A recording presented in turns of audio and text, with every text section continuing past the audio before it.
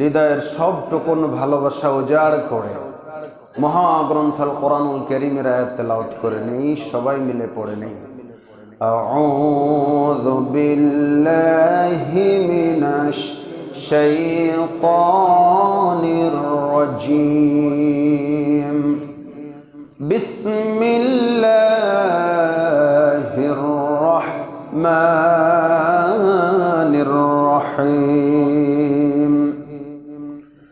ইন্না আনজালনাহু ফি লাইলাতিল কদর ওয়া মা আদরাকা মা লাইলাতুল কদর। লাইলাতুল কদরি খায়রুম মিন আলফি শাহর। তানাজ্জালুল মালাইকাতু ওয়ার রূহু ফিহা বিইذনি রাব্বিহিম মিন কুল্লি আমর। সালামুন হিয়া হাত্তা মাতলাইল ফজর। সাদাকাল্লাহুল আযীম।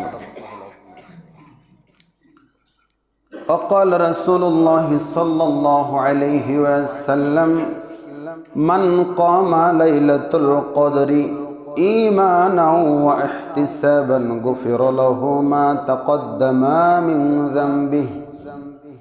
رواه البخاري.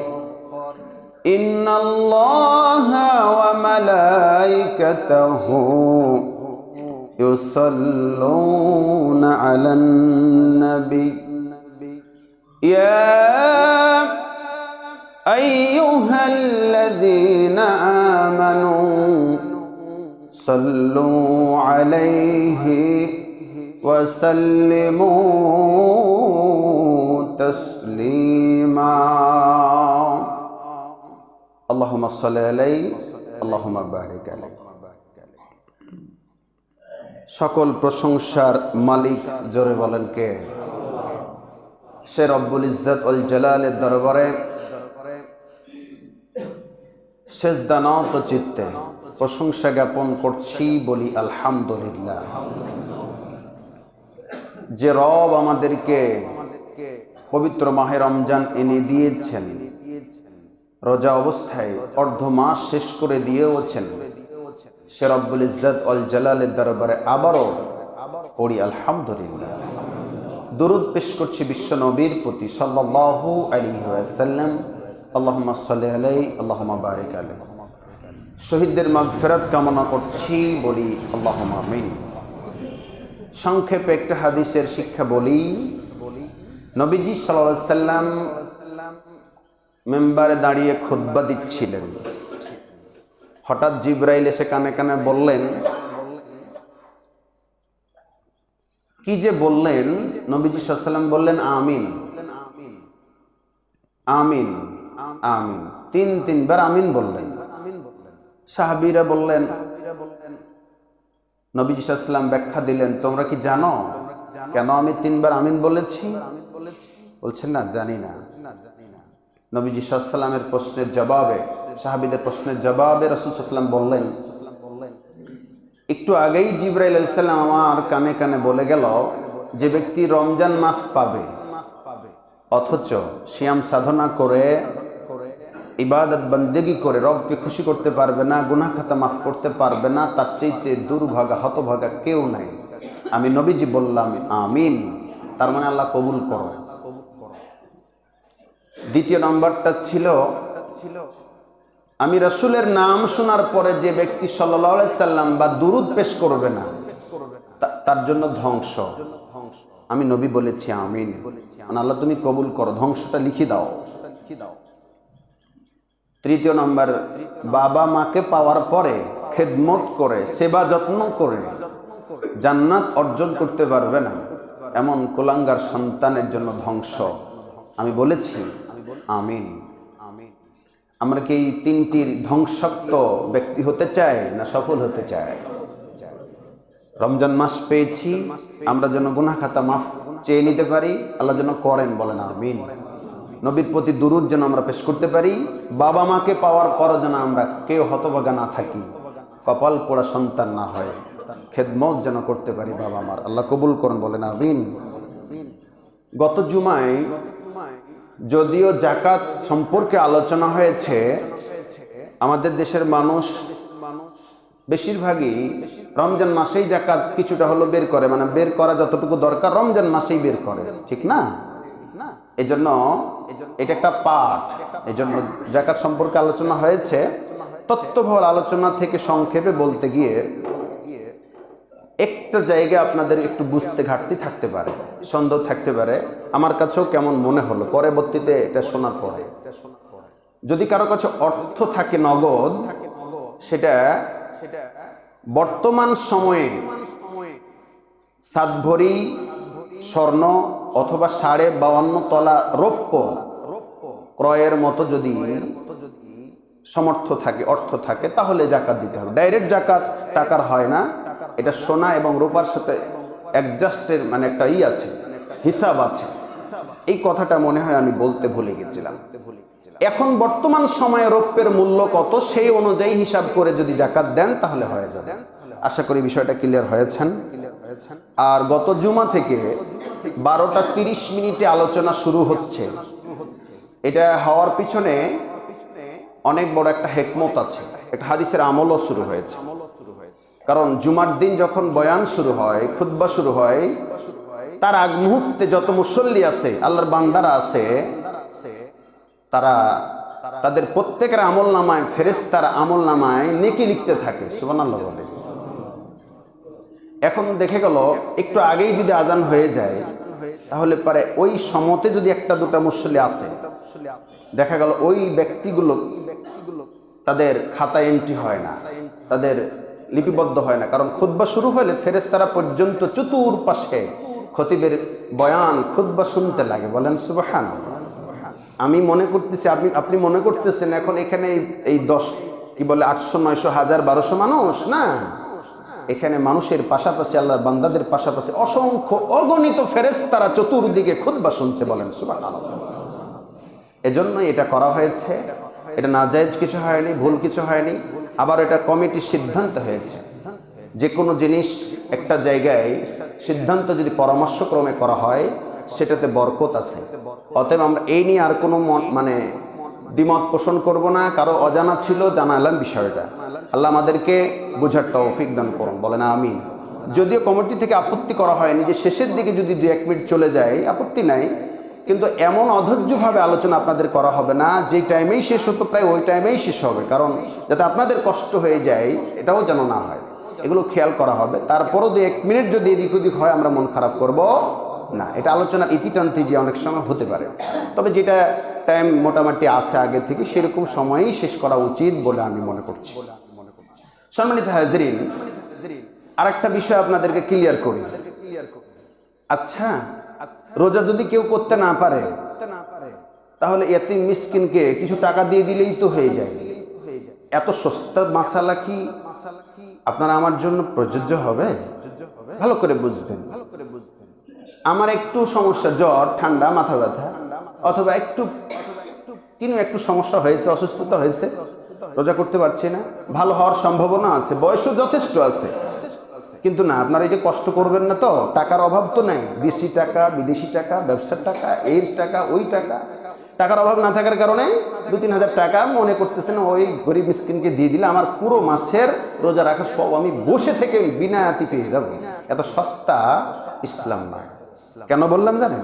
ইতিমধ্যে এরকম ঘটনা ঘটেছে আমার কাছে। গতকালকেও এরকম জিজ্ঞেস করতে এসেছে, সেটা নারী হোক পুরুষ হোক, এত সস্তা না। আপনার যদি সম্ভাবনা থাকে ভালো হওয়ার, সুস্থ হতে, পরে করবেন, কিন্তু আপনি এই সস্তা মশালা খুঁজতে যাবেন না। এটা কাদের জন্য? যেই ব্যক্তিটা মুমূর্ষ, যে ভালো হওয়ার সম্ভাবনাই নাই, মৃত্যু হতে পারে, অথবা এমন মুমূর্ষ, এত অসুস্থতা ভালো হওয়ার সম্ভাবনা নাই, অথবা তার বেঁচে থাকাটাই কঠিন হয়ে যেতে পারে, মৃত্যুর দিকে ঢেলে যেতে পারে। এমন কঠিন পরিস্থিতি যদি হয়ে যায়, তাহলে ফিদিয়া দেওয়ার কথা আছে। এত দিব্যি যুবক কিংবা নারী পুরুষ এত সস্তাভাবে এই আমলটা করা যাবে না। এটাও আশা করি বুঝেছেন। এটা কঠিন একটা বিষয়। আল্লাহ রাব্বুল আলামিন বলেন, ও দুনিয়ার মানুষেরা, নবীজি সাল্লাল্লাহু আলাইহি সাল্লাম যখন বনি ইসরায়েলের মানুষেরা লোকেরা দীর্ঘদিন সময় হায়াত পেত, বেঁচে থাকতো, তখন বিশ্বনবী আফসোস করে বললেন, হে রব, হে মনিব, হে আমার রব আল্লাহ, আমার গুনাহগার উম্মতেরা তো এতদিন জীবিত থাকবে না, বাঁচবে না, হয়তো বা 60-70 বছরে পারে যে, অথবা কম বেশি একটু হতে পারে। এই হায়াতের জিন্দেগির ভিতরে যারা হাজার হাজার শত শত বছর বেঁচে ইবাদত বন্দেগী করার সুযোগ পেয়েছে গো মাবুদ, ওদের তুলনায় আমার গুনাহগার উম্মতের ইবাদতটা একেবারে নগণ্য হয়ে যাবে। কিয়ামতের দিন সবাইকে একসাথে উঠতে হবে, সুতরাং আমার গুনাহগার উম্মতের নেকির পাল্লা কমে যাবে। এটা নিয়ে আমার বড় আফসোস হয়। জোরে বলেন সুবহানাল্লাহ। আল্লাহ রাব্বুল আলামিন নবীজি সাল্লাল্লাহু আলাইহি ওয়াসাল্লামের কাকুতি মিনতি অভিমত বুঝতে পারার কারণে বললেন, ওগো রাসূল, ওগো প্রিয় নবী, টেনশন দুশ্চিন্তা আফসোস করার দরকার নাই। এমন একটা সূরা আপনাকে নাজিল করে জানিয়ে দিলাম যে এই সূরার আমল যদি আপনি করেন, এই সূরার ভিতরে এমন কিছু বৈশিষ্ট্য, গুণাগুণ এবং কিছু ইবাদতের কথা বলা হয়েছে, যদি আপনি এবং আপনার উম্মতেরা করে শত শত হাজার হাজার বছর বাঁচার দরকার নাই। জোরে বলেন সুবহানাল্লাহ। অল্প সময় আপনার জীবিত থাকলেই যথেষ্ট। সেই সম্পর্কে আলোচনাটাই সূরা কদরে আছে। সম্মানিত উপস্থিতি, আল্লাহ পাক বলেন, ইন্না আনজালনাহু ফি লাইলাতিল কদর। হে রাসূল, ইন্না, নিশ্চয় আমি কোরআন নাজিল করেছি কদরের রাত্রিতে। কদরের রাত্রিতে নাজিল করে কোরআন নাজিল করেছেন কে? একটু জোরে বলেন কে? আল্লাহ। কার মাধ্যমে নাজিল করেছেন? জিব্রাইলের মাধ্যমে। জিব্রাইলের মাধ্যমে কোরআন নাজিল করার কারণে জিব্রাইল হলো সমগ্র ফেরেশতাদের মধ্যে সেরা ফেরেশতা। কথা বলেন ঠিক না বেঠিক? যার উপরে নাজিল হয়েছে সেই নবী যেমন তেমন নবী নয়, তিনি আমার আপনার নবী, বিশ্ব নবী মুহাম্মদুর রাসূলুল্লাহ সাল্লাল্লাহু আলাইহি সাল্লাম, সকল নবীদের শ্রেষ্ঠ নবী। জোরে বলেন সুবহানাল্লাহ। যেই ফেরেশতা কোরআন নাজিল করলেন, কোরআন নাজিলের বার্তা নিয়ে আসার কারণে ফেরেশতাটার মর্যাদা বেড়ে গেল। যার উপর নাজিল হলো সেই নবীর মর্যাদা বেড়ে গেল। যে রাত্রিটি নাজিল হয়েছে সেই রাতটার মর্যাদা বেড়ে গেছে। যেই মাসে নাজিল হয়েছে সেই মাসেরও মর্যাদা বাড়িয়ে দিয়েছেন। জোরে বলেন কে? আজকে কত রোজা? 16 রোজা।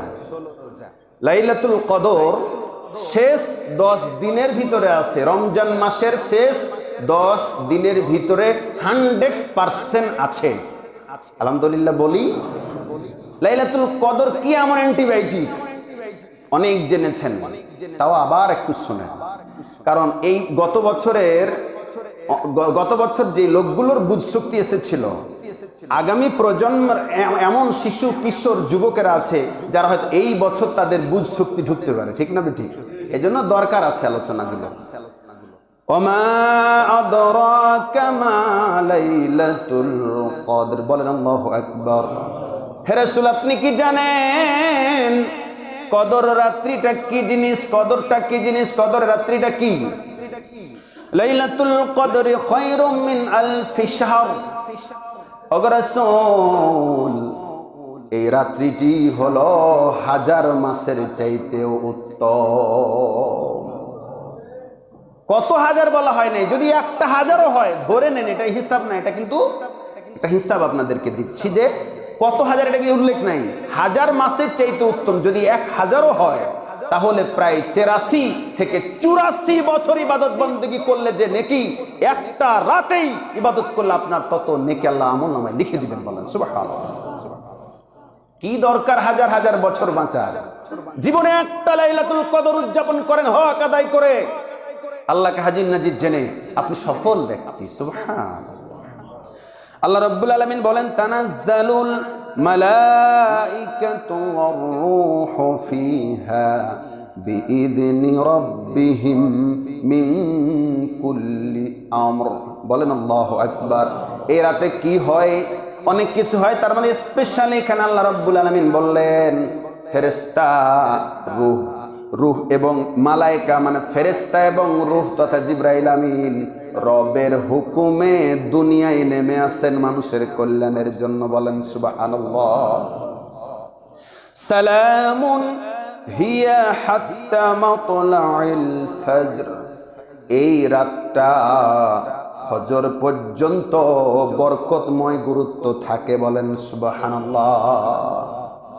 এত গুরুত্ব এ রাত, ফজর পর্যন্তই এ রাতের গুরুত্ব রয়েছে। সম্মানিত উপস্থিতি, লাইলাতুল কদর অর্থ কি? তাকদির ও হুকুম, মর্যাদা, সম্মানের রাত্রি, ভাগ্যোন্বেষণের রাত্রি বলে বলা হয়েছে।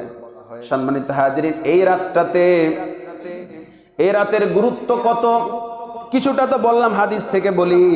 যদি কোনো ব্যক্তি ঈমান এবং নেকির আশায় লাইলাতুল কদরের রাতটি উদযাপন করে, পূর্বের ফেলে দেওয়া যত গুনাহ আছে আল্লাহ রাব্বুল আলামিন তার সমস্ত গুনাহ খাতাগুলো মাফ করে দিবে। সম্মানিত উপস্থিতি, শুধু তাই না, হাদিসে এসেছে যে ব্যক্তি কদরের রাত থেকে বঞ্চিত হবে তার চাইতে সে যেন দুনিয়ার সকল কল্যাণ থেকেই বঞ্চিত হয়ে যাবে। জোরে কন্যা নাউজুবিল্লাহ। কদরের রাত্রি থেকে বঞ্চিত হয় না যারা, তারা হচ্ছে ইমানদার মুত্তাকি। ঠিক কি না? ইমানদার মুত্তাকি কখনো কদরের রাত থেকে বঞ্চিত হয় না। শুধু তাই নয়, আল্লাহ রাব্বুল আলামিন কি ঘুমায়? কথা বলেন। তার কোনো ঘুমানো দরকার হয় না, তন্দ্রাও যায় না, অথচ রব্বুল আলামিন তার বান্দাদের জন্য ঘুম একটা নিয়ামত হিসাবে বানিয়ে দিয়েছেন। সুবহানাল্লাহ বলেন। প্রতিদিন মানুষ ঘুমায়, আরাম বিরাম করে। আল্লাহ চাইলেন একটা রাত আমি সারাটা রাত জেগে থাকার ব্যবস্থা করে দেই, তো আমি রব ঘুমাই না, আমার বান্দারাও একটা রাত কিংবা কদরের রাতগুলোতে জেগে থাকবে। আমার কাছে সবচেয়ে সেই দৃশ্যটা অনেক পছন্দের হয়ে যাবে। বলেন সুবহানাল্লাহ। আমি রব ঘুমাই না, আমার বান্দারাও ঘুমাবে না কয়েকটা রাত কদরের তালাশ করবার জন্য। এটাই তার পরিকল্পনা, এটাই তার প্ল্যান, পরিকল্পনা। দেখি আমার বান্দারা ঘুমায় কিনা, নাকি জেগে থাকে আমার ইবাদত করে কিনা। শুধু কি না ঘুমানোটাই কি আল্লাহ পরীক্ষা করছেন? ওই রাতের ভিতরে অনেক কল্যাণের কথাও আল্লাহ বলেও দিলেন। সূরা ফুরকানের 64 নম্বর আয়াতে আল্লাহ আরো বলেন, ওয়াল্লাযীনা ইয়াবিতুনা লিরাব্বিহিম সুজদাও ওয়া কিয়ামা। রহমানের বান্দা তো তারা যারা শুয়ে বসে সেজদানত অবস্থায় কাটাই। বলেন সুবহানাল্লাহ। রাত্রি জাগবে, ইবাদত বান্দেগি করবে। আল্লাহর বান্দা, রহমানের বান্দা তো তারাই যারা ইবাদতে কিছু অংশ রাত্রিতেও কিছু অংশ ইবাদতে কাটিয়ে দেয়। সম্মানিত উপস্থিতি, শুধু তাই নয়, এই রাতটি কোনটা কদরের রাত, এই ব্যাপারে বুখারীর হাদিস, আয়েশা রাদিয়াল্লাহু বলেন, শেষ 10 দিন যদি তালাশ করো তাহলে 100% কদর পাবা। আলহামদুলিল্লাহ বলেন। আমরা অনেকে মনে করতেছি 27টাই 100%, 25 100%, 29 100%। এভাবে 100% করার দরকার নেই। চেষ্টা করবো এই শেষের 10 দিন পরিকল্পনা নিয়ে কদরের রাত তালাশের জন্য আলাদাভাবে একটু সময় দেওয়া, নিশ্চিত যদি আপনি পেতে চান। হাদিস বুখারী বললাম। শুধু তাই নয়, হযরত আয়েশা বলেন, তোমরা রমজানের শেষ দিনের বিজোড় রাতগুলোতে যদি তালাশ করো, বুখারী মুসলিমের হাদিস, যদি 10টা দিন না পাও তাহলে পারে শেষ রাতের শেষ দশকের বিজোড় রাতগুলোতে তোমরা কদর তালাশ করো, পাইয়ে যাবা। বিজোড় রাত তার মানে 21, 23, 25, 27, 29, এই 5টি রাতকে আরো সম্ভাব্যময় বলা হয়েছে। 100% যারা বুদ্ধিমান চতুর চালাক, তার 100% যদি পেতে চাই তাহলে শেষ 10 দিনকে গুরুত্ব দেবে। শুধু তাই নয়, বুখারীর আরেকটা হাদিস ইবনে আব্বাস থেকে বর্ণিত, তিনি বলেন 25, 27 এবং 29 রাতগুলোতে কদর হওয়ার সম্ভাবনা বেশি। সুবহানাল্লাহ বলেন। হযরতে উবাই ইবনে কাব রাদিয়াল্লাহু বলেন, তিনি আল্লাহ রাব্বুল আলামিনের কাছে সাক্ষী রেখে বলেন, রাসূল সাল্লাল্লাহু আলাইহি ওয়াসাল্লাম কদর রাত সম্পর্কে হিসাব নিকাশ করে বলেছেন। লাইলাতুল কদর বলতে তিনি বেশিরভাগ বুঝিয়েছেন রমজানের 27 রাতটাকে। জোরে বলেন সুবহানাল্লাহ। এটা মুসলিম শরীফের হাদিস। এখন হয়তো বলবেন যে হুজুর, এমন কি একটা নিশ্চিত হাদিস নাই যে 23 কি 21 কি 25 কি 27 কি 29? ওটা হলে বলে দেন তো, এত আর ঝামেলা ভালো লাগে না। একটা বলেন না, একটা ফাইনালি বলে দেন। আমি কি বলতে পারবো যদি রাসূল সাল্লাল্লাহু আলাইহি ওয়াসাল্লাম না বলেন? আমার তো এখতিয়ার নেই। তবে শুনুন, রাসূল সাল্লাল্লাহু আলাইহি ওয়াসাল্লাম স্পেশাল লাইলাতুল কদরের রাত কোনটা, সেটা আল্লাহ পাকের পক্ষ থেকে তিনি 100% কোন রাতে লাইলাতুল কদর সেটা জানতে পেরেছিলেন। আলহামদুলিল্লাহ বলেন। এই খুশির সংবাদটা জাতির সামনে পেশ করবার জন্য বের হয়েছেন। প্রতিমধ্যেই দেখেন দুইজন মুসলমান ঠুনকো একটা বিষয় নিয়ে তর্ক বিতর্ক করছে। এরকম হতে পারে না? তর্ক বিতর্ক করছে। রাসূল সাল্লাল্লাহু আলাইহি ওয়াসাল্লাম তাদের তর্ক বিতর্কটা মীমাংসা করে দিলেন। সুবহানাল্লাহ বলি, মীমাংসা করে দিলেন। মীমাংসা হয়ে গেল। তখন চট করে মনে পড়তেছে, আরে আমি তো একটা বিষয় তথ্য জানার জন্য তোমাদের সামনে আসছিলাম, দিলে তো তোমরা পোকা মেরে। আমি তো লাইলাতুল কদর সম্পর্কে তোমাদের জানানোর জন্য এসেছিলাম। আমাকে আল্লাহ বলেছিলেন, কিন্তু এই মুহূর্তে তো আমার আর মনে পড়ছে না যে কোন রাতটাকে লাইলাতুল কদর বলা হয়েছে। আবারও বলেন সুবহানাল্লাহ। এর মধ্যেই কোনো হিকমত আছে, কৌশল আছে। আমার বান্দারা যেন অধীর আগ্রহে আমাকে পাওয়ার জন্য 5টা রাত কিংবা 10টা রাত জেগে জেগে ইবাদত করে। কথা বলেন ঠিক না বেঠিক? কেন এত টেনশন? সারা বছর তো আপনাকে রাত জাগার কথা বলা হয় নাই। অনেক যুবকেরা কিংবা অনেক ব্যক্তিদেরকে দেখা যায় বিভিন্ন কারণে রাত্রি 2টা 3টা পর্যন্ত জেগে জেগে থাকে না? বিভিন্ন কারণেই তো থাকে। স্পেশাল 10টা রাত আপনি পরিকল্পনা নিয়ে ইবাদত বান্দেগি করার ইচ্ছাই রাত্রি জাগরণ করেন না। এমনিতে তো 11টা 12টা এমনিতে বেজে যায় অনেক সময় ঘুমাতে, আর মাত্র কয়েকটা ঘন্টা জাগেন না। চেষ্টা করেন। সম্মানিত উপস্থিতি, এজন্য কোনটা স্পেশাল নির্দিষ্টভাবে লাইলাতুল কদর এটা জানানো হয়েছিল বিশ্বনবী সাল্লাল্লাহু আলাইহি ওয়াসাল্লামকে, কিন্তু আবার তার জেহেন থেকে এলেম থেকে এটাকে ভুলিয়ে দেওয়া হয়েছে। হয়তো এর মধ্যেই কল্যাণ আছে। সুবহানাল্লাহ। তবে রাসূল সাল্লাল্লাহু আলাইহি ওয়াসাল্লাম বলেন, আমার মনে আছে শেষ দশকের বিজোড় রাতগুলোতেই কদর থাকতে পারে, আছে। যারা বলেন সুবহানাল্লাহ। সম্মানিত উপস্থিতি, কদর রাতকে চিনবার উপায় সহিহ মুসলিমের হাদিস। আবু মুনাজির রাদিয়াল্লাহু বলেন, নবীজি সাল্লাল্লাহু আলাইহি ওয়াসাল্লামকে বলা হলো, লাইলাতুল কদর রাতটা কেমন হবে গো নবী সাল্লাল্লাহু আলাইহি ওয়াসাল্লাম? তিনি বলেন, এই রাতের পরবর্তী সকালের সূর্যটা প্রচন্ড তাপ দেবে না। সুবহানাল্লাহ বলেন। প্রচন্ড উত্তাপ দেবে না, একটা মনোরম সকাল আল্লাহ উপহার দিবেন। বলেন সুবহানাল্লাহ। এর বাইরে অনেক কিছু হতে পারে, যেমন গভীর অন্ধকার ওই রাতটা হবে না, না গরম না ঠান্ডা, একটা নাতিশীতোষ্ণ আবহাওয়া দিবে, মৃদু বাতাস প্রবাহিত হতে পারে। এই রাতে ইবাদত করে মানুষ আনন্দ পাবে, মজা পাবে, পায় কিনা বলেন? শুধু তাই নাই, এই রাত্রে আল্লাহ রহমতের বৃষ্টি হলেও হতে পারে। বলেন সুবহানাল্লাহ। কি করবেন এই রাতে? অনেক জায়গাতে পরিকল্পনা নিয়ে রাত্রি উদযাপন করা হয়। এই জায়গার পরিবেশ অনেক খারাপ ছিল, আস্তে আস্তে ভালো হচ্ছে। মুরব্বীরা, তরুণেরা, যুবকেরা সবাইকে দত্ত আহ্বান জানাবো, ওই রাতগুলো এর কি ফাজলামো অথবা বিভিন্ন ভাবে এই উপহাস করে কাটানো রাত নয়। আমি আপনাদেরকে অনুরোধ করতেছি, একজন ইমাম হিসাবে, খতিব হিসাবে, আপনাদের দায়িত্ববান হিসাবে, দায়িত্বশীল হিসাবে, এই রাতগুলোতে যেভাবে গতানুগতিক রাত্রি জাগরণ করা হয়, তরুণেরা যুবকরা যেভাবে জাগে এবং এক ধরনের উল্লাস করে, এটার সাথে শরীয়তের ন্যূনতম ভালোবাসা নেই। আমি আপনাদেরকে অনুরোধ করব, পরিকল্পিতভাবে যেন প্রত্যেকটা রাত সুন্দরভাবে উদযাপন করতে পারি এবং পারেন। আল্লাহ কবুল করেন। বলেন আল্লাহ। কি করবেন এই রাতগুলোতে? নিজে রাত জাগবেন, অন্যদেরকে জাগিয়ে দিবেন। লম্বা সারা সময় ধরে তারাবির নামাজ আল্লাহ রাসূল পড়তেন সেজদাগুলো লম্বা করতেন, কারণ সেজদা আপনার মনে হয় মসজিদের টাইলসে কিংবা জায়নামাজের একটা অংশের সেজদা যাই আপনার কাছে মনে হতে পারে, কিন্তু আল্লাহ রব্বুল আলামিনের এই সেজদাটা আল্লাহ রব্বুল আলামিনের কুদরতি পায়ে সেজদা পড়ে। বলেন সুবহানাল্লাহ।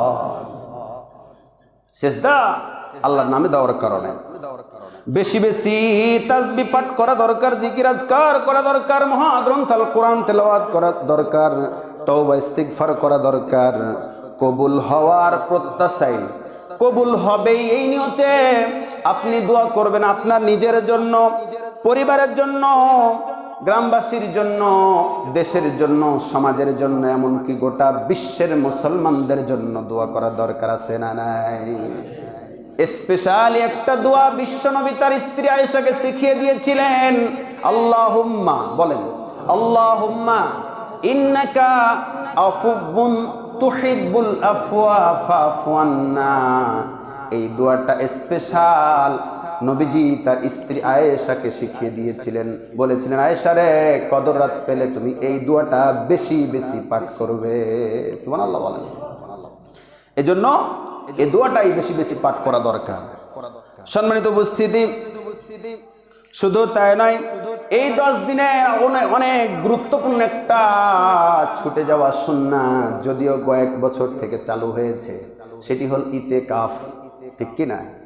ইতিকাফ অনেক দিন এখানে হয়তো চালু হয়েছিল কিনা জানা নাই, কিন্তু গত 2-1 বছর থেকে এটা শুরু হয়েছে। এবার আল্লাহ কবুল করুন, বলেন আমিন।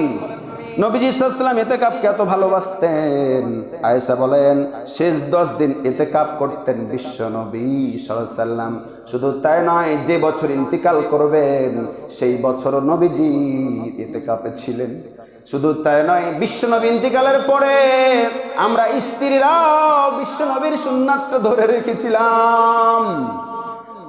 আয়েশা তথা স্ত্রীরাও ইতিকাফ করতেন। অতএব আমরা যেন বেশি বেশি ইতিকাফ করতে পারি। এমনও এখানে আছে জীবনের 70 বছর 80 বছর শেষ করে দিলাম, কিন্তু একটা বছরও ইতিকাফ করি নাই। অনুরোধ করব, একটা বার দুনিয়াবি চিন্তা থেকে, সংসার থেকে, দুনিয়াবি চিন্তা থেকে রবের সান্নিধ্য পাওয়ার আশায় জীবনে একবার হলেও ইতিকাফ করুন। কি যে মজা! আমারও 2 বার করার সুযোগ হয়েছে। আপনাদেরকে অনুরোধ করছি, করার সুযোগ থাকলে করুন, অনেক ভালো লাগবে। এই জীবনটাই শেষ নয়, আখিরাতের আরেকটা জীবন থাকার কারণে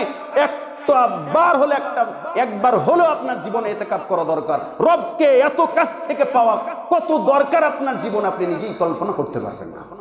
ইতিকাফে বসে থাকবেন গভীর রাত, সবাই চতুর্দিকে ঘুমিয়ে, তখন আপনি কিয়ামুল লাইল করবেন, চোখের পানি ছেড়ে দিয়ে জায়নামাজ ভিজাবেন। আল্লাহ রাব্বুল আলামিন আপনাকে ক্ষমা না করে আর পারবেই না। জোরে বলেন সুবহানাল্লাহ। কারণ এই দৃশ্যটা রব্বে কারীমের কাছে কত পছন্দের, কত ভালো লাগা। মা বোনেরা, আপনাদেরও সুযোগ আছে, তবে নিজের বাড়িতে না, অন্য কোনো জায়গায় আপনাকে করতে হবে। অনেক বিষয় আছে।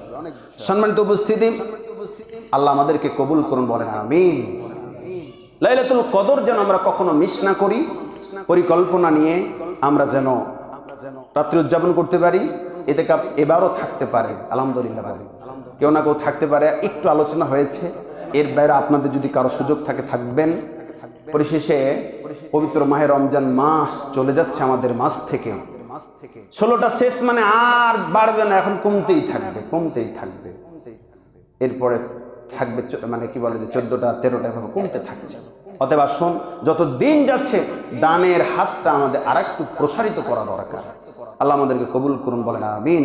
সামনে জুমায় হয়তোবা শেষ জুমা হতেও পারে, কারণ শুক্রবারে ঈদ হবে অথবা শনিবারে ঈদ হবে। আমরা সামনের জুমাটাকে শেষ জুমা যদি ধরি, প্রস্তুতি নিয়ে আসবেন, মন খুলে আল্লাহর ঘর মসজিদে দান করব ইনশাআল্লাহ। রাসূল সাল্লাল্লাহু আলাইহি ওয়াসাল্লামের হাদিস দ্বারা প্রমাণিত, কোন ব্যক্তি যদি মসজিদ বানানোর কাজে সহযোগিতা করে, আল্লাহ পাক তার জন্য স্পেশাল জান্নাতে একটা ঘর বানিয়ে দিবেন। বলেন সুবহানাল্লাহ। আগামী সপ্তাহে আপনারা প্রস্তুতি নিয়ে আসুন। সুবহানাকাল্লাহুম্মা ওয়া বিহামদিকা আশহাদু আল্লা ইলাহা ইল্লা আনতা আস্তাগফিরুকা ওয়া আতুবু ইলাইক।